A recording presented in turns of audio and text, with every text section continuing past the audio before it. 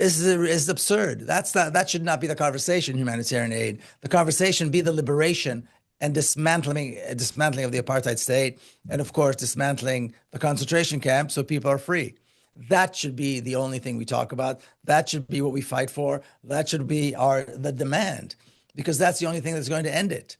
Another truck here, another truck there, so that people will, have this sense of false hope for a week or a few days. It only makes things worse. Welcome to Let's Just Talk. I'm your host, Hammi. Joining us today is Miko Peled, a human rights activist, speaker, and the author of The General's Son, Born in Israel. And there's so many things for us to discuss today. First of all, thank you for joining me, Miko. Sure. I want to start with Israel's explicitly stated, Netanyahu's explicitly stated plans to take over the Gaza Strip, to occupy it, ethnically cleanse it, and expand the genocide. תופסים עוד ועוד שטחים כדי לנקות אותה ממחבלים ומתשתיות הטרור של החמאס. ובסוף המהלך הזה, כל שטחי רצועת עזה יהיו בשליטה ביטחונית של ישראל, והחמאס יוכרע כליל. I want to begin by getting a reflection on that before diving into some of the other questions that we have prepared for you today. Sure. So, well, first of all, thanks for having me. Like I said to you earlier, we're here at Palestine House of Freedom in Washington, which is a relatively new organization that we founded, and I'm the director. I run it, and so the occupation, expansion, ethnic cleansing, genocide. This has been the Zionist agenda from the very, very beginning. So Netanyahu or any other prime minister or any other politician that says one thing or another about this is not new. Right. It's barely news. And I've been saying for a very long time, unfortunately, I've been right that this is what it's going to look like unless the international community and people of conscience step up and stop the state of Israel from continuing its genocidal agenda. Right. So they said they were going to do this. They're going to do this. They're doing this. We've seen this horrific reality in the Gaza Strip and in other places, or I should say the Gaza concentration camp and other places in Palestine on a heightened genocide, I would say, for the past 18 months or so. Right. And so this is to be expected. I don't think there's any surprise that this is happening. Yeah, no, definitely not a surprise for anyone who's been paying attention. I'm surprised when I see people surprised at the things that are coming out now. So I just wanted to get your reflection on that. Right. But you mentioned that, in the beginning, you were mentioning that international organizations, this is what's going to happen and things are going to keep getting worse if they don't intervene.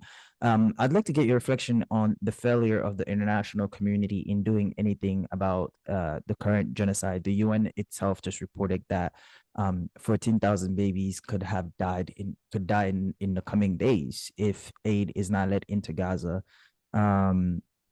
What are your thoughts on the way in which the international community has been responding to this? Well, if by international community you mean Europe and the US, then there's nothing to be surprised about. Historically, Europeans and Americans didn't really care when people of color were being massacred by white people.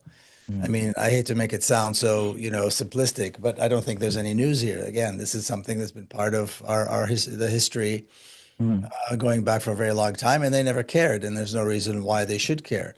Yeah. The World War II ended in 1945. The Holocaust came to a stop. The genocide of Jews and so many others stopped, by the Nazis. And 3 years later, they allowed the beginning of the genocide of the Palestinian people to commence by the Zionist movement. And then we know that the same French commanders who fought against the Nazis then became commanders and went to Algeria and massacred people in Algeria. So this is what happens in this world, generally speaking. Governments in what's called the West don't care when people of color are killed. On top of that, or I should say on top of that, but if there's a positive to this, is that popular opinion Mm, is shifting and pushing these governments to care, not to care, mhm, or at least to act.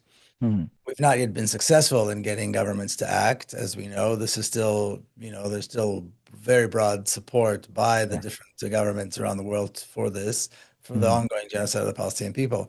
mhm. But there is, there's popular support for Palestine and for the Palestinian cause for liberation. It is Mhm. growing. And hopefully it'll get to a point where the governments have no choice but to act. Yeah. That's really the only hope, is that we push so hard that the governments have no choice but to act. Right. But we're not Right. there yet, sadly. Right. And when I first met you, I was telling you this before we started recording. It was at a Let Gaza Live march that we were covering and in Washington, D.C. And that was the day before Netanyahu came to the White House and Donald Trump announced his plans for the Riviera of Gaza.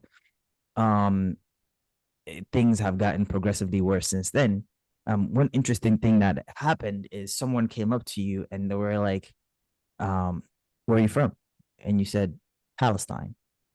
And then you've also often described yourself as Israeli-born, liberated Palestinian. Um, could you tell us a little bit about that and what that means to you? And also on that same vein, you've mentioned Zionism a couple of times. Um, how do you react when people describe themselves as like a liberal Zionist or a Zionist but don't support the current genocide? Can you be as because for many of us, Zionism is what's happening to Palestinians on a daily basis, the lived reality of Zionism that is, I mean, of Palestinians that is Zionism. Um, but what is your reaction to that these days, 19 months into what's been happening? Well, I'll start with the second part. Zionism is Zionism. There's no such thing as kind, liberal, friendly, peaceful Zionism. Zionism is a genocidal, racist ideology that has a history of over 100 years in Palestine, and we've seen what they've done. So we've seen what Zionism has done. It commenced the genocide of the Palestinian people. It established an apartheid state, a brutal, violent apartheid state, and has been engaged in ethnic cleansing. So this is Zionism. What does it mean to be a liberal Zionist? I don't know. Zionism is Zionism. If you're willing to associate yourself with that ideology, what do you mean genocide by kinder means? Do you mean genocide slower? I mean, what does that even mean? And so it's a lot of nonsense. Anybody who supports or associates himself with this it's like saying I'm a liberal white supremacist. I mean, I don't know what that means. Does that even make sense? It's absurd. These are all kinds of absurd ideas and descriptions of people who do not necessarily want to admit that they support this, or that want to pretend that there is a kinder, gentler form of Zionism that could be possible or was once possible. But anybody who is minimally informed about what has been taking place in Palestine over the last 100 years can see that that's nonsense, because it doesn't matter. Zionists of all throughout of the entire political spectrum of Zionism have governed the apartheid state, and they've all acted the exact same way. They've all been heavily, deeply engaged in the genocide, the ethnic cleansing, and the apartheid state. In terms of my own, personal identity, I was born in Palestine. I think that the fact that Palestine has been taken over by Zionists, has been occupied, that an apartheid regime has been put in place, shouldn't, it should not be legitimized. And so if we call the country by the name that they gave it, which is Israel, then we're legitimizing that. The country was Palestine until May 15th, 1948, and it was Palestine for thousands of years. Suddenly, one day, these occupiers come and occupiers come and change the name. That doesn't legitimize it. So Mm, I was born in Palestine. I was born in Jerusalem, in Palestine, and that's just the way it is. And again, I think it's important to talk about the country and use the name that has been used, like I said, for thousands of years, and the name that the people of Palestine, not the settlers, but the actual people of Palestine, the indigenous people of Palestine use, which is Palestine, which is Palestinian. Right. So that's why people ask me, and yes, on some of my social media, in my profile, I describe myself as an Israeli who was liberated by Palestinians. But I mean it. I mean it in all seriousness. That is actually the reality. How so? Can you tell us a little bit more about that? Well, I was born and raised born into and raised by a very Zionist family. I have a grandfather who was a major Zionist leader leading up to the establishment of the apartheid state. He was a signer of the Israeli Declaration of Independence. Mhm. And then my father was a general, and I have other family members of my extended family who held important positions. So Zionism was not something I learned about from a college course or a book. I in my every day at the dinner table, my entire existence, family gatherings, and so on, it was all about Zionism. Mhm.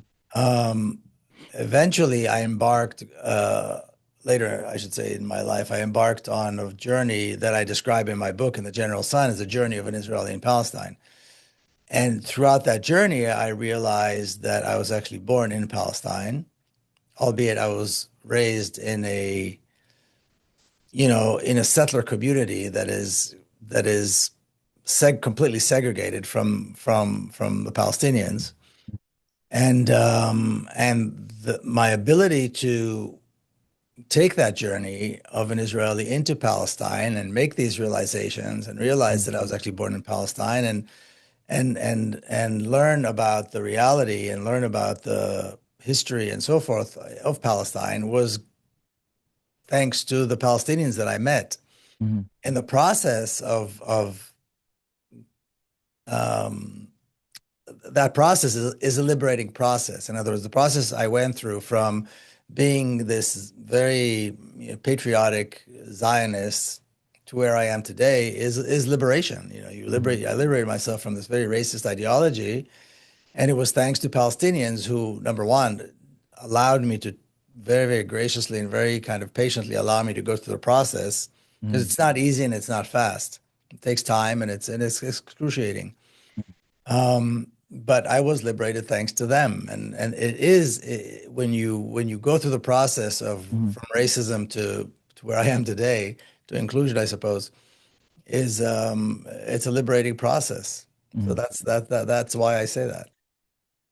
One of your work that you do is towards one single democratic state where all people have the same God-given rights. Um, Wondering if you could tell us a little bit about your work. The sign is behind you, and what that means to you today, in the midst of everything that's happening. So, well, the sign behind me says Dar al Hurriya, which means House of Freedom or Palestine. This is Palestine House of Freedom. So this is the Arabic name, and the there's this, I guess, accepted wisdom, I should say, about Palestine, that there is this possibility of what's known as of a separation of like a two-state solution, where Palestine is divided into a Jewish state and a Palestinian state. The reality is that Palestine has always been a single state, or at least for a very long time. It has been a single state, albeit the Palestinians within it have been divided, have been fragmented politically, bureaucratically, geographically. So these two areas that are known as the Gaza Strip and the West Bank, they were created by the settlers, by the occupiers. These are not historically separate areas. Somebody sat down, the Zionists sat down, the apartheid government, and they drew them and they said, okay, these two areas are going to be separate, and then that's how that is all the way to this day.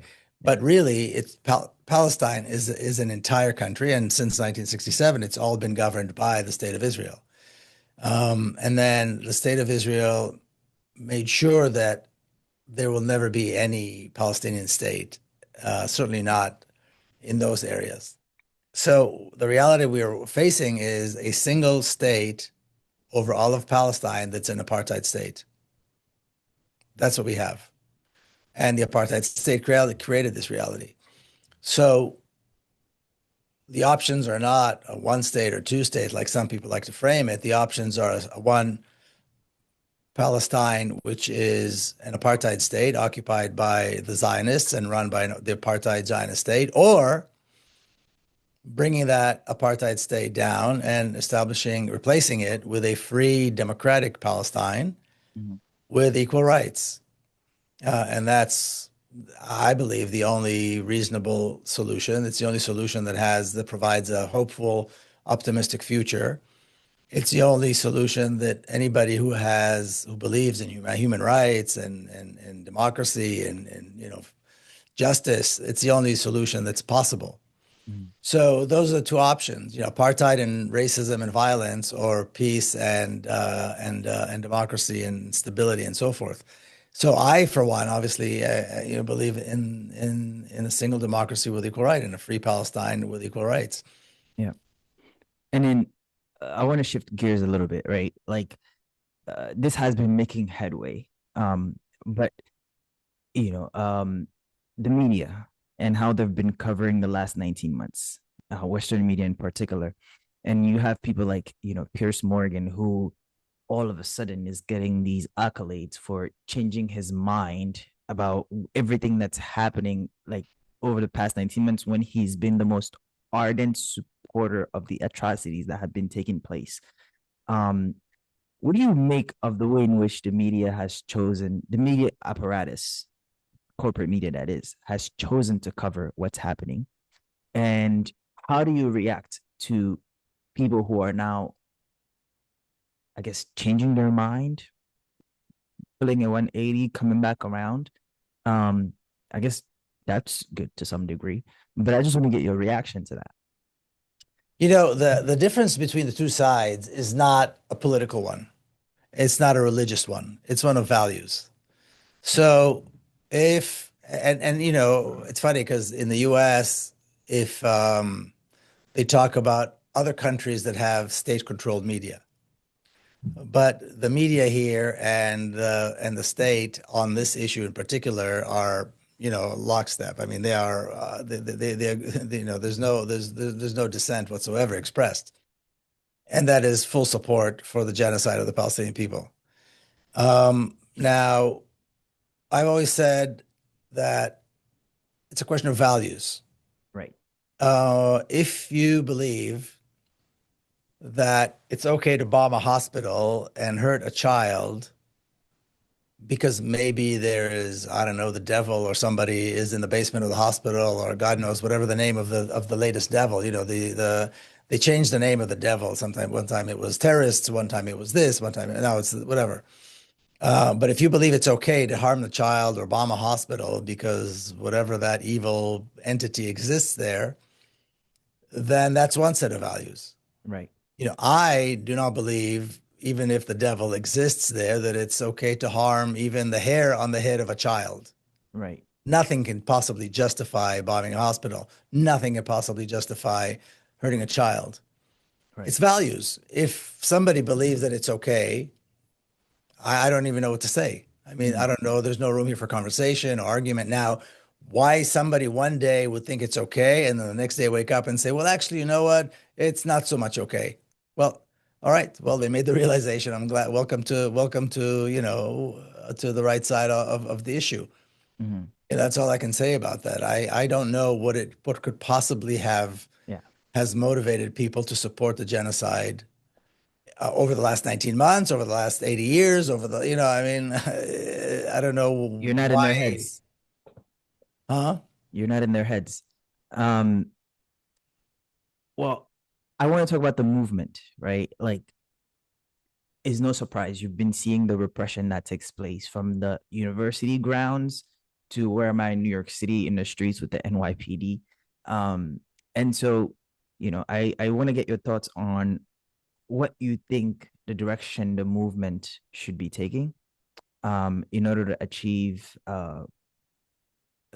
some sort of tangible goals for the people on the ground. because as you mentioned, change occurs when there is enough pressure put on those in power. And then conversely, I also want to get your advice that you have for people who are engaged, young people in particular who are engaging in this movement. It's no secret that like even us speaking about this somehow makes you a target in if you live in these United States of America. Um, Throughout your journey, how have you navigated these waters? You know, and what advice do you have for young people who are coming up? Some who want to be brave, but because of their own personal circumstances can't afford to jump the picket line, maybe. Well, what we've seen on campuses is the very definition of courage and humanity, without any doubt. Yep. Um, in fact, we just screened the movie Encampments here a few days ago, and then we had a panel here with Guy Pritzker, who filmed it, and then a local activist in a local encampment here in Washington. Mm-hmm. And I visited the encampments, when they first were coming up, and I mean, I don't know that we've ever seen such an incredible display of courage and humanity. I mean, Yeah. it was incredible. So I'm the last person that can give advice to the kind of people that were able to put that together, because it was, and I mean, the word incredible is the only way to describe it. Yeah. It was the most beautiful display of humanity and courage and determination and solidarity. And they did not budge. Right. They did not budge on their ideology, on their beliefs, on their demands, because they know that these are the right demands. They Right. know that this is the right ideology. It's more than an ideology, like I said, it's values, and they would not compromise their values. Again, I stand in awe of these people and what was done, and they're still doing it. It's not over. I mean, they're paying a heavy price, a very heavy price, and they continue, and they know they're going to continue to paying a price, and still they continue. Right. I mean, this is the very definition of courage, and so this is what we have, and as my Palestinian, brothers and sisters in Palestine always say, when you stand up, you expect to pay a price. Right. And I think it's very interesting that the Palestinians who stand up are punished severely in the worst possible way. The students here in this country who stood up are punished severely and penalized in the worst possible way for someone who lives in this country and has got the privileges, but still. And these are two groups of people who are standing for justice, for freedom, for equality, for peace, and they are the ones being punished.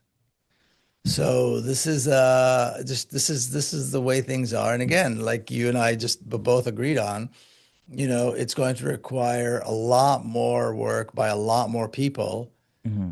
to end this. And I think if I was to suggest, one or two things to those of us that are in this, and I've been saying this, for a long time, we need to stop asking for small things.